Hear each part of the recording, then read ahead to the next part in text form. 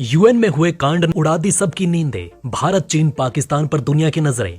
क्या ऐतिहासिक कदम उठाएगा यूएन? इस तरह फायदा उठाएगा भारत? भारत की सच्चाई का पता लगते ही पैरों तले सर की जमीन। देख लीजिए, अब इस तरह यूएन में घसीटा जाएगा ड्रैगन। भारत की तैयारियों ने चीन पाकिस्तान में मचाया हाहाकार। काम कर गया भारत का मास्टर स्ट्रोक। हिल गई यूएन की दीवारें। इस बार कांप उठेगी ड्रैगन की आत्मा। दोस्तों, यूएनएचआरसी में कुछ ऐसा हुआ है जिससे दुनिया हिल गई है और अब दुनिया चीन को हिलाने वाली है।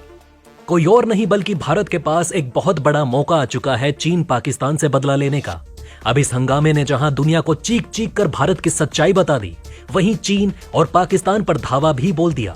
संयुक्त राष्ट्र मानवाधिकार परिषद यूएनएचआरसी में 52वें सत्र के दौरान एक बार फिर पाकिस्तान का पर्दाफाश हो गया, जहां सिंध के लोगों पर पाकिस्तान सरकार और उसकी सेना के अत्याचारों के कई किस्से सामने आए।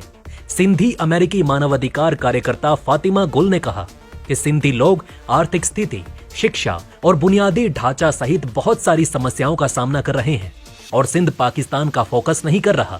वहां के लोग जानवरों जैसा जीवन जी रहे हैं। सिंधी फाउंडेशन के निदेशक ने कहा कि अगर कोई अधिकारों की बात करे तो वो गायब हो जाता है और चिंताजनक बात यह है कि हमें कई सिंधी कार्यकर्ताओं की लाशें मिली हैं। तो ये अभी बड़ा मुद्दा है। अधिकांश युवा सिंधी अब डर में जी रहे हैं। पूरा समाज दहशत में जी रहा है। पाकिस्तान के हिस्से में आना इन लोगों की सबसे बड़ी गलती थी। ऐसे में पाकिस्तान और चीन का कबाड़ा तब हो गया जब भारत बोल पड़ा। सब सन्न रह गए जब पीएचडी छात्रा और दलित कार्यकर्ता रोहिणी गांधी ने कहा कि एक दलित लड़की होने के नाते मुझे गर्व है कि मुझे यहाँ आने का मौका मिला और अपनी बात रखने का मौका मिला। मैंने बताया कि पाकिस्तान जैसे पड़ोसी देशों की तुलना में भारत में दलितों की स्थिति काफी बेहतर है, क्योंकि आरक्षण नीति हमारे भारत में है।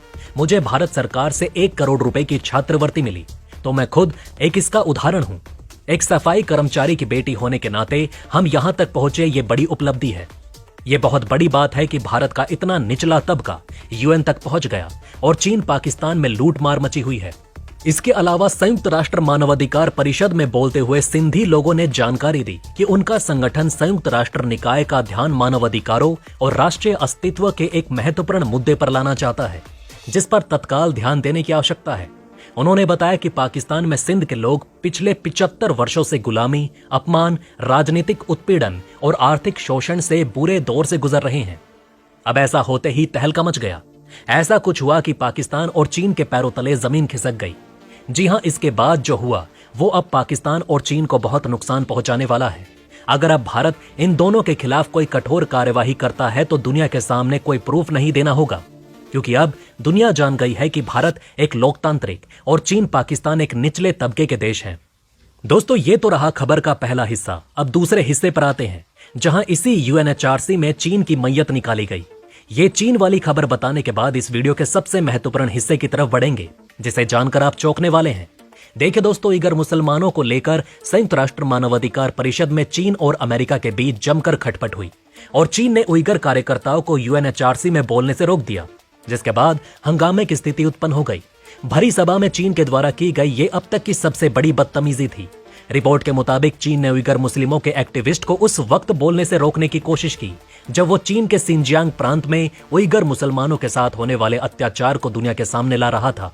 उइगर कार्यकर्ताओं ने वैश्विक निकाय यूएनएचआरसी से फौरन हस्तक्षेप की मांग की, जिसके बाद चीन बौखला गया। यूएनएचआरसी के 52वें सत्र के दौरान जर्मनी में रहने वाले उइगर कांग्रेस के अध्यक्ष डोलकुन ईसा को बीच में ही रोक दिया गया, क्योंकि उन्होंने एक सामान्य बहस में बोलते हुए उइगर मुसलमानों के खिलाफ होने वाले चीन के अत्याचार को दुनिया के सामने रखने की कोशिश की।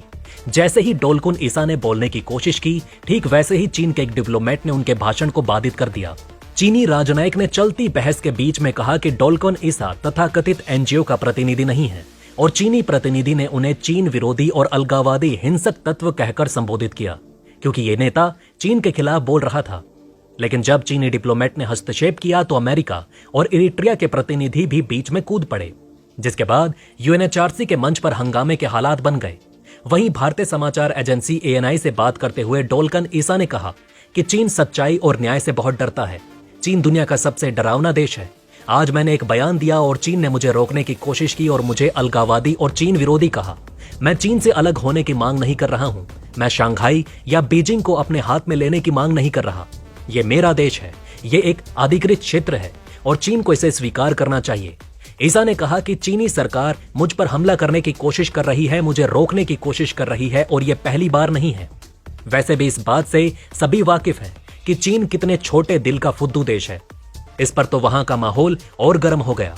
देखिए, भारत ने चीन और पाकिस्तान को ऐसे मुद्दे पर घेरना शुरू कर दिया जिस पर इन दोनों को पूरी दुनिया के सामने बेइज्जत किया जा सके।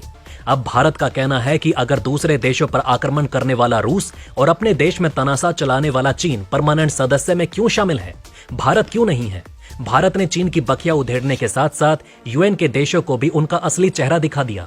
भारत ने चीन पाकिस्तान की दुखती नस को दबा दिया। जिन मामलों में चीन पाकिस्तान भारत से बेहद पीछे हैं, उसी मामले को भारत ने यूएन में उठाया है। मानवाधिकार के हनन के मामले में तो चीन ने उइगर मुसलमानों के साथ हद पार कर दी है और पाकिस्तान तो जैसा है आप सभी जानते हैं। जबकि भारत दुनिया का सबसे बड़ा लोकतंत्र है, दुनिया का 5वां सबसे बड़ा अर्थव्यवस्था भी भारत ही है। देखिए, पश्चिम में अमेरिकन ब्लॉक के देश जो खुद को लोकतंत्र का रक्षक मानते हैं, उनको इस मुद्दे पर चीन पाकिस्तान के खिलाफ जाना पड़ेगा। अगर ये खिलाफ चले गए तो चीन फिर भी गुजारा कर लेगा, लेकिन पाकिस्तान खत्म हो जाएगा। ऐसे ही सीमा पर 1 दर्जन से ज्यादा देशों के साथ सीमा विवाद के लिए भी भारत ने चीन को घेरा, जिस पर चीन को घसीटा जा सकता है। अब ऐसी जगह पर आ जाने के बाद चीन कोई भी कदम उठाता तो फायदा भारत का ही होता। अगर चीन अपने उसी रास्ते पर जाता तब भी भारत ने उसको दबोचने की पूरी तैयारी कर ली थी। अगर चीन यहां से भारत के समर्थन में आता तब भी उसको अपना सिर झुकाना पड़ता। ये वाला प्लान तो असर करता है। ये आप मक्की वाले केस में समझ गए होंगे। जिस तरह चीन भारत के आगे झुका, उससे ये पता चल गया कि भारत को चीन को नचाने वाली चाबी मिल गई। चीन ने अब दूसरा रास्ता चुना है। जी हां दोस्तों, चीन ने सिर कटवाने की बजाय सिर झुकाना सही समझा। चीन भारत की चाल को भाप गया, इसलिए उसने आतंक के खिलाफ भारत का साथ दे दिया। इससे चीन को केवल यही फायदा हुआ कि वो अब भारत की तलवार से थोड़ी देर के लिए बचा रहेगा। उसके ऊपर अब आतंकवाद का समर्थन करने का ठप्पा नहीं लगेगा। दोस्तों, अब आप हमें कमेंट सेक्शन में बताएं कि क्या ये बातें आपको पहले से पता थी। अगर नहीं तो इनमें से कौन सी बात आपको सबसे ज्यादा इंटरेस्टिंग लगी, और कमेंट बॉक्स में जय हिंद लिखना ना भूलिएगा।